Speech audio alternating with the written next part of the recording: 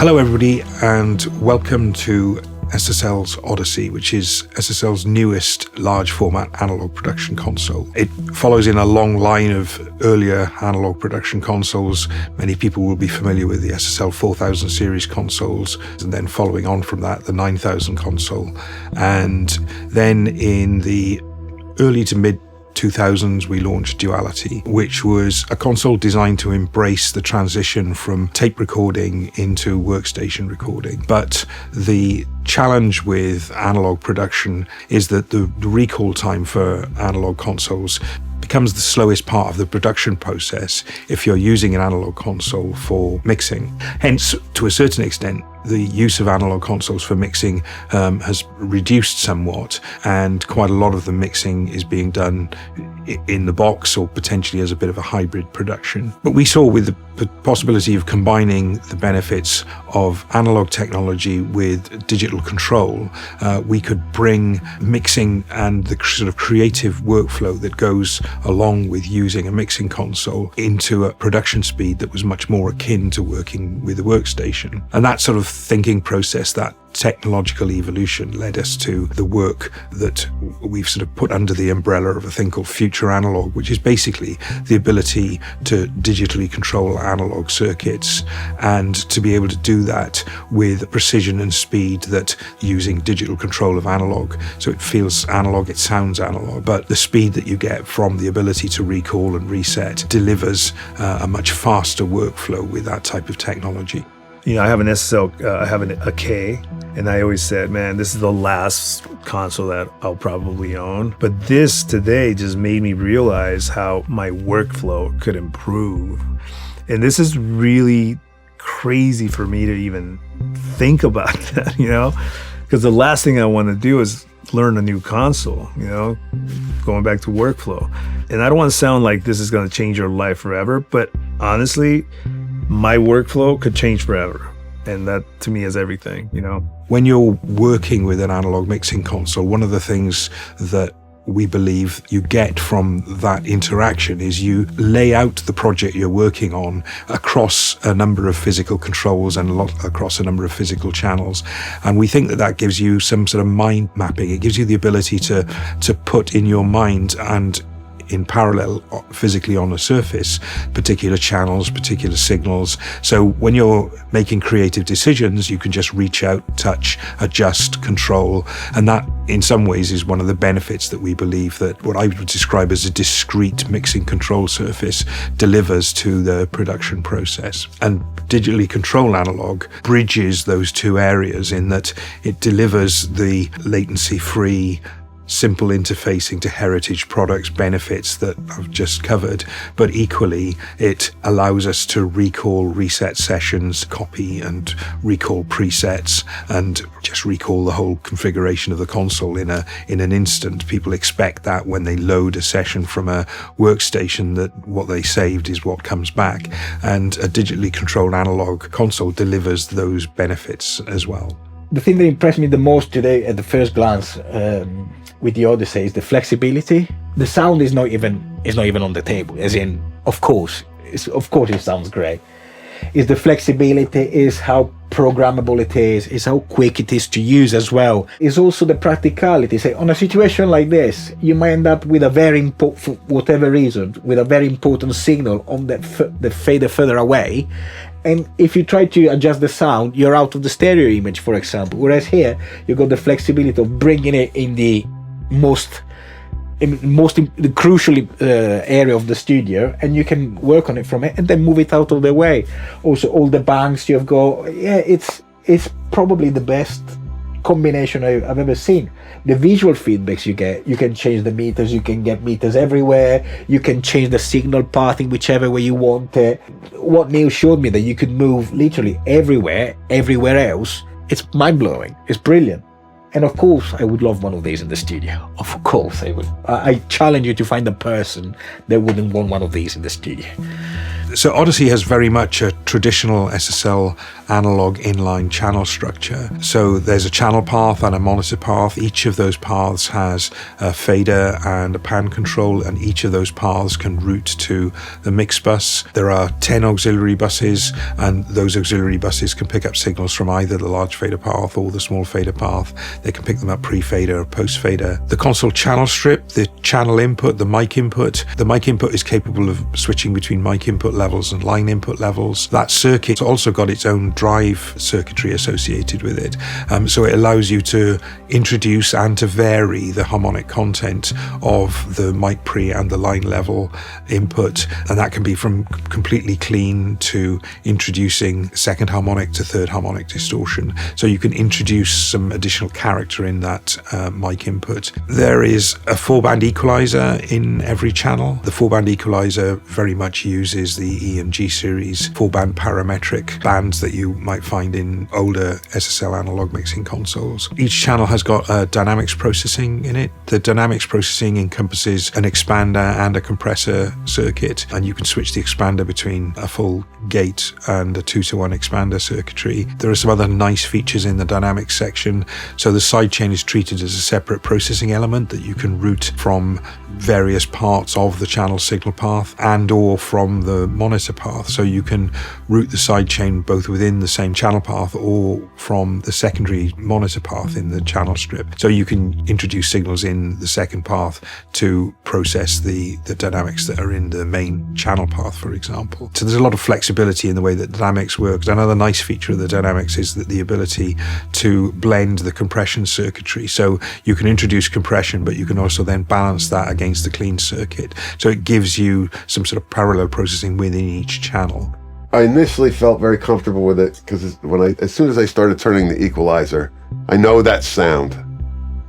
I've heard that sound my entire life, my entire professional career. And then knowing that I can just make those adjustments, not even think about it, hit a button, store it, and there it is, until next time I come back to it. I think it's amazing. Sonically, it's got that familiar sound.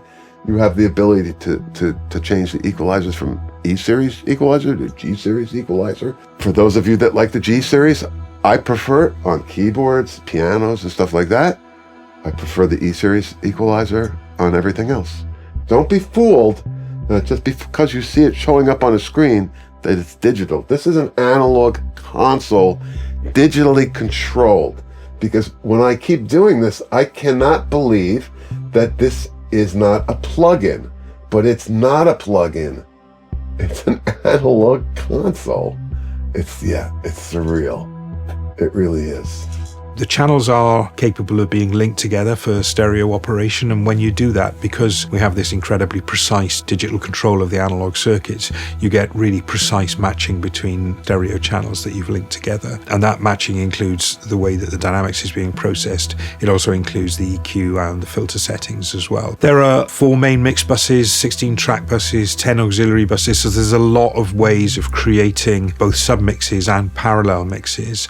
Each of the channels has got its own direct output. In fact, each path has got its own direct output, and each path has got its own dedicated insert point as well. So in a situation where you're creating mixes and you're inserting boutique analog equipment in the signal path, and then you want to print those channels back to the workstation, well, the direct outputs give you the way to print those signal paths back to the workstation for remix later on. The fact that the Odyssey brings instant recall to the entire console is massive, to be honest. I mean, like I say, if you're working on, you can do sort of up to 8 recalls a day if you're tweaking songs, or if you're working on an album even, and that time saved, that can be hours over a day. I mean, it also means you can revisit and tweak tracks in between other mixes instantly. Yeah, I mean, it's just a whole new world, to be honest, compared to the Duality.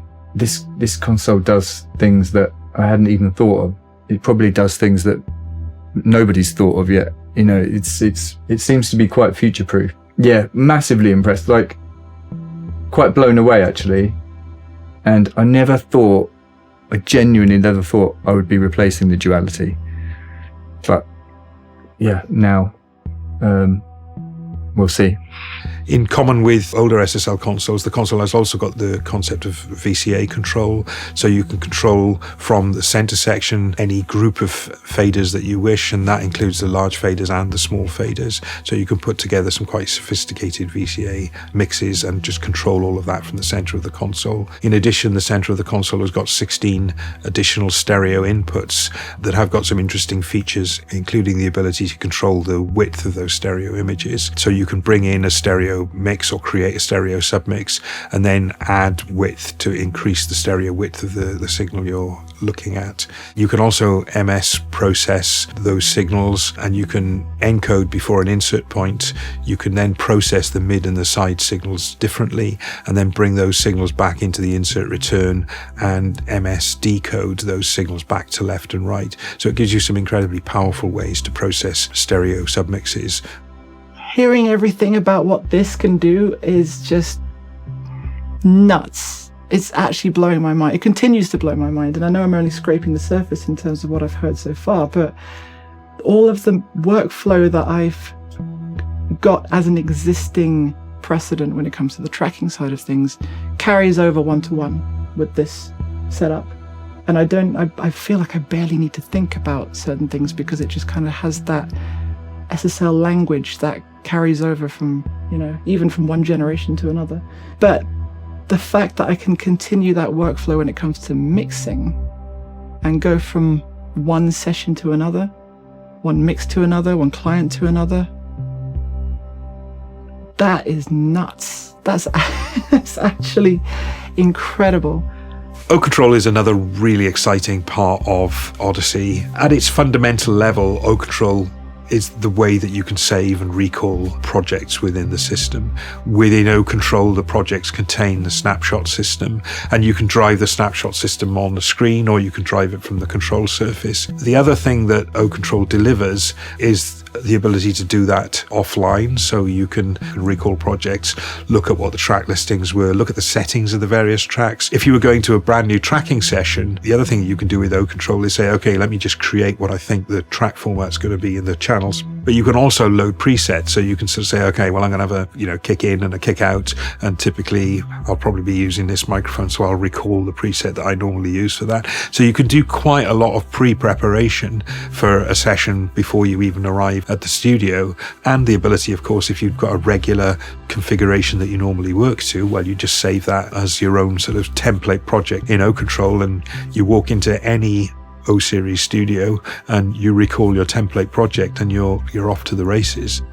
I think it's future analog. I think the Odyssey is truly future analog because it allows you to do things that you couldn't do before. I mean, that's simple. This is a leap forward in technology and the use of technology, how you can actually utilize the technology in other ways. And it adds a layer of flexibility. The moment they use it, they're going to fall in love with the possibilities and the sound and the sonic imprint that it can bring to your production, all of it.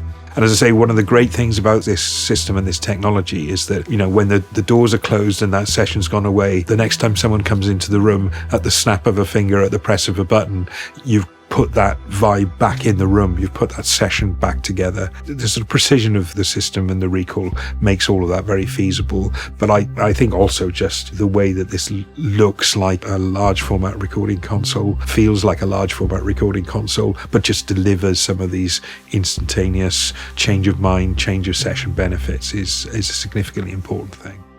I think everybody who mixes music, every single engineer in the world should mix on a solid-state console. Okay, because this is your musical instrument. And now we live in an era, with the DAW and all this digital. Why don't we use all this digital stuff to help us have instant recall? Okay, because what could be better than a client comes in, meet me for the recall rally, as we used to call it. Song number 1, boom, pop it up, let's listen. Oh, just, maybe take the harmony. Oh, maybe this guitar is a little bit better here, or turn the keyboards down. Get them used to it, goes, I'm good, signed off. Okay, go get a coffee. Whammo! Open the next one up. Okay, he comes in, it's ready to go. There's no waiting, and you can do creative things. And then once it's all done, okay, let's make Atmos. Boom, crack it, output it, go. I feel like I'm on the goddamn Star Trek Enterprise. I'm on the Odyssey.